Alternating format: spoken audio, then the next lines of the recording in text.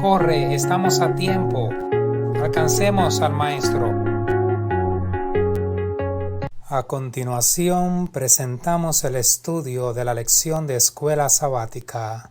Lección 8. Educación y Redención. Recuerda suscribirte al canal, darle like y activar las notificaciones. ¿Cómo veía la gente a Jesús cuando anduvo en la tierra? Busca en los 4 evangelios todas las veces que lo llamaron Redentor y no encontrarás nada. Intenta buscar Salvador en los mismos evangelios y aparecerá 3 veces. Y podrás ver rápidamente cómo lo percibía la gente. Es decir, Jesús nunca dejó de ser un maestro, por lo que su obra de salvación está vinculada con su obra de enseñanza. La historia de la Biblia es esencialmente una invitación a conocer a Dios y comprender su voluntad. Por cierto, aprender a conocer a Dios es nuestra principal respuesta a su gracia. No podemos ganar esa gracia, pero podemos aprenderla. ¿Y qué es la educación cristiana, sino la educación que nos enseña acerca de esa gracia? Según Génesis 1, 26 y 27 y capítulo 5, 1 y 3, Dios creó a Adán y a Eva a su imagen y semejanza. Aún después de la caída, Adán engendró a su hijo Set a su imagen y semejanza. La frase imagen de Dios ha cautivado a los intérpretes de la Biblia durante siglos. Todos preguntan, ¿cuál es la imagen con la que Dios creó a los primeros seres humanos? Por ejemplo, ¿significa que Dios se miró en un espejo y formó una nueva creación parecida a sí mismo? ¿O significa que los seres humanos se asemejan más a Dios que a todas las demás formas de vida? ¿O se refiere a una similitud y compatibilidad espiritual e intelectual entre el Creador y su creación humana? Las Escrituras no dan ninguna explicación precisa, a pesar de que los eruditos han extraído de las Escrituras muchas interpretaciones. Sin embargo, podemos ver que después del pecado esta imagen cambió, es decir, fue deformada, razón por la cual Elena de White escribió: el objetivo de la educación es restaurar en el hombre la imagen de su Hacedor. ¿Cómo puede la educación lograr ese objetivo tan notable? Debemos recordar que Dios hizo que tuviésemos una similitud con Él al hacernos a su imagen. Número 1, para facilitar la comunicación de su amor y su conocimiento hacia nosotros, de la misma manera en que los padres humanos tienen a sus hijos a su imagen con el fin de educarlos. Número 2, la imagen de Dios es una imagen mental que permite que 2 seres, uno divino y otro humano, tengan afinidades de ideas.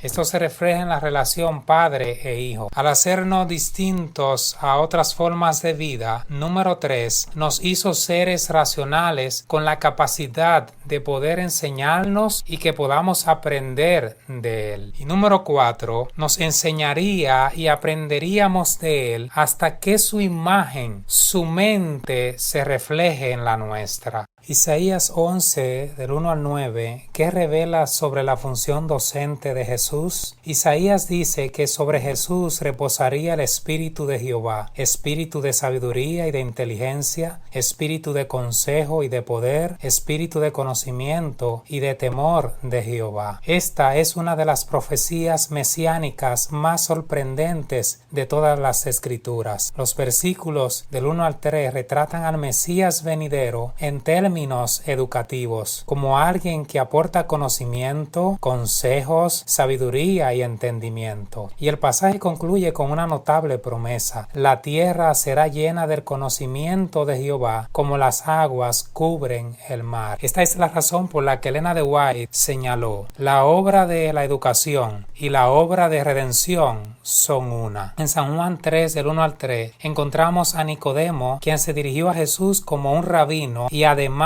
identificó que los dones de enseñanza de Jesús provenían de Dios al afirmar: Rabí, sabemos que has venido de Dios como maestro. Así que no cabe dudas de que la enseñanza es un don de Dios. Por lo tanto, necesitamos llenarnos de Jesús para llenar la tierra de su conocimiento. Segunda carta a Timoteo capítulo 3, verso 14 al 17, ¿qué nos enseñan esos versículos sobre el papel de las Escrituras en la educación cristiana? cristiana, las Escrituras desempeñan un papel muy importante en la educación, especialmente en los tiernos años de nuestra vida, y que desde la niñez has conocido las Sagradas Escrituras. Segunda de Timoteo 3:15. Esta hacen al niño sabio para la salvación, lo enseñan, lo reprenden, lo corrigen, lo instruyen en la justicia, lo conducen por el camino de la perfección y le muestran cómo debe vivir. En la educación cristiana intervienen los diferentes materiales didácticos que componen el libro sagrado. En primer lugar tenemos la Torá, los primeros 5 libros de la Biblia. A veces se traduce como ley, en parte porque hay muchas leyes en esos libros, pero la Torá significa enseñanza o instrucción. Contiene las normas y los reglamentos que debemos seguir y nos enseña a vivir en forma exitosa y segura en una relación de pacto con Dios. Las siguientes partes de la Biblia hebrea son los profetas, que se dividen en 2 partes. Los profetas primeros o históricos y los profetas posteriores informan con cuánto éxito el pueblo de Dios dominó este material y lo puso en práctica. La parte restante del Antiguo Testamento se llama escritos en hebreo. Está llena de ejemplos de maestros y alumnos exitosos y no tan exitosos. Por ejemplo, el éxito educativo de estos libros serían Esther, Ruth, Daniel, Job. Entre los fracasos estarían los 4 amigos de Job. Los evangelios abundan en materiales destinados para fines educativos, por ejemplo, las parábolas de Jesús. Las cartas paulinas tienen lecciones prácticas sobre la vida diaria de los cristianos. Y el Apocalipsis, el último libro de la Biblia, está lleno de material educativo con relación a nuestro futuro. Las palabras escuela, estudio y educación se entienden claramente en la actualidad, pero no son comunes en la Biblia. Sin embargo, hay una palabra, sabiduría o sabio, que es mucho más común. En el primer libro de Reyes, capítulo 4, verso 29 al 34, que nos enseña sobre la importancia de la sabiduría. Salomón fue el más sabio de todos los hombres. Su sabiduría lo llevó a componer 3000 proverbios, 1005 cantares, disertar sobre temas de la vida animal y vegetal. Ahora bien, la sabiduría se define como cualidad de buen juicio, desarrollada a partir de la experiencia, la observación y la reflexión. La misma es una función de la mente educada, que según los escritores bíblicos proviene del Señor y está relacionada con la obediencia a los mandamientos. La sabiduría es algo que uno aprende de padres y maestros, especialmente de joven. Una persona acumula sabiduría a lo largo de la vida. La sabiduría tiene un lado práctico, por ejemplo, aprende de las hormigas que recogen en el verano para tener suficiente provisión en el invierno. Y un lado teórico que comienza con la fe en Dios y sigue ciertos principios fundamentales. La sabiduría nos ayuda a vivir de manera responsable y en beneficio de los demás, y nos ayuda a protegernos de la desgracia. Al igual que la educación actual, hay que reconocer que la sabiduría no responde todas las preguntas que nos planteamos, pero nos permite contentarnos con lo que sabemos mientras continuamos buscando lo que aún no conocemos. El maestro debía partir, pero antes de partir prepara a sus alumnos. Habían estado con él durante 3 años y medio, aproximadamente la cantidad de tiempo que destinamos a la educación secundaria o superior, lo que indica que estaban listos para valerse por sí solos. Como un excelente maestro, Jesús le proporciona a sus discípulos educación continua bajo la tutela del Espíritu Santo. A este nuevo maestro se le describe con la palabra griega parakletos, que significa abogado o consolador. Le sería dado de manera permanente y se lo identifica como el Espíritu de verdad. Por lo tanto, la obra del Espíritu Santo indudablemente es educativa, especialmente en lo que concierne a buscar y encontrar la verdad. En 1 Corintios 12, del 1 al 6, al momento de Pablo presentar su mensaje a los hermanos de Corinto, fue cuidadoso de no valerse de la sabiduría humana para tales fines. Por eso les dice a los corintios: no les hablé ni les prediqué con palabras sabias y elocuentes. Pablo buscaba que la fe de los hermanos de Corinto no quedara fundada en la sabiduría de los hombres. Pablo no está condenando el uso de la razón misma y la sabiduría de lo alto, a no ser por su abuso. Aquí es el orgullo lo que está a la vista, no la mente. El asunto es que Dios escogió para salvarnos cosas tontas que eran ofensivas para el orgullo humano, que el espíritu griego lo habría juzgado moralmente desagradable. El otro punto es que en la retórica griega los oradores griegos se enorgullecían de poder argumentar persuasivamente a favor o en contra de un problema por un buen precio, y el premio era para quien diera el discurso más hábil y pulido. Pablo, cuando fue a los Corintios, se distanció de estos métodos. Pablo está dejando a un lado la ineptitud de la razón pura como único recurso para comunicar el evangelio. Por consiguiente, la revelación, el testimonio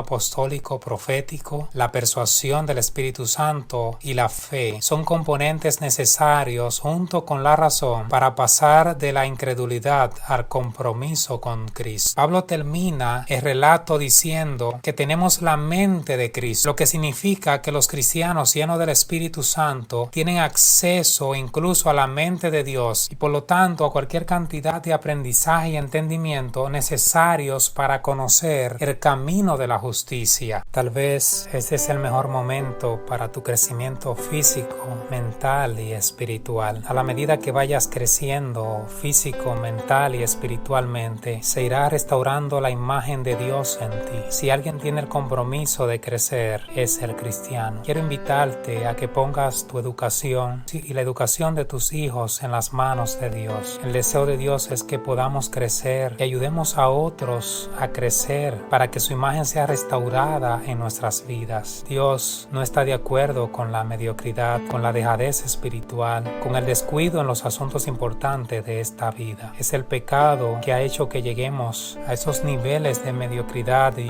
degradación que hemos llegado. Quiero decirte que eso puede terminar ahora mismo, porque mis pensamientos no son vuestros pensamientos, ni vuestros caminos mis caminos. Como son más altos los cielos de la tierra, así son mis caminos más altos que vuestros caminos, y mis pensamientos más que vuestros pensamientos. Crece en tu trabajo, en las cuestiones sociales, relaciones comunitarias, iglesia y adoración, en economía, filantropía, relaciones con las autoridades, asesoramiento, sistemas familiares, relaciones matrimoniales, crianza de los hijos, la comida y su preparación, vestimenta, incluso envejecer, pero también finalmente prepararte para la vida venidera. Eso es educación y redención. Dios te bendiga.